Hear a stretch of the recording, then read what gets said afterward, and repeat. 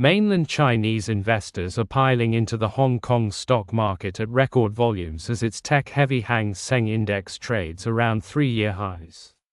Net mainland Chinese purchases of Hong Kong stocks hit a record 29.62 billion Hong Kong dollars, $3.81 billion, on Monday, according to the Wind Information Database.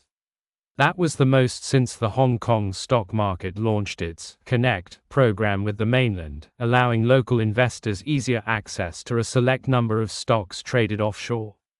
The Shanghai Connect launched in November 2014, while the Shenzhen Connect opened in December 2016. The Hang Seng Index traded around 0.7% lower Tuesday morning following a sharp sell-off in U.S. stocks overnight on worries about the impact of tariffs on global growth. Net buys via the Shanghai Connect reached nearly 18 billion Hong Kong dollars on Monday, while those from the Shenzhen Connect reached 11.63 billion Hong Kong dollars, the data showed. Hong Kong traded shares of Alibaba and Tencent, both of which are not traded in mainland China, saw the largest net purchases, according to Wind data.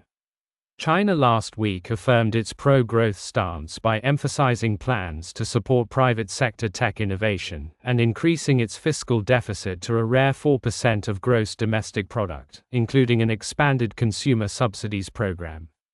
Citi's global macro strategy team on Monday upgraded its view on Chinese stocks, namely the Hang Seng China Enterprises Index, to overweight, while downgrading the US to neutral. One key reason why we have not been focused on Chinese equities is tariff risk, the analyst said. Abstracting from this issue, we believe the case for China tech was clear. DeepSeek proved that China tech is at the Western technological frontier, or beyond, despite the export controls. This was followed by the release of Tencent's Hunyuan, an AI video generator, and Alibaba's QWQ32B, they added. Chinese and foreign institutional investors started piling back into Chinese stocks after Beijing started announcing more forceful stimulus plans in late September.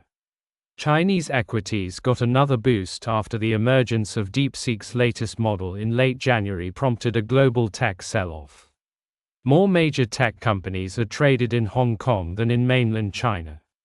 Manishi Raychaudhuri, CEO of Emma Capital Partners, said investors could soon pour money back into emerging markets, particularly Asian emerging markets, once global stocks emerge from the current rut. I would say largely it would still be Greater China, which means largely Hong Kong, China. The stocks are cheap and under-owned, Raychaudhuri told CNBC's Street Signs Asia on Tuesday. We have seen some degree of consumption boost in the form of what the policymakers have been doing since January. It is not yet to the full extent that the market would like to have, but at least it is a departure from the trend of many years, he continued.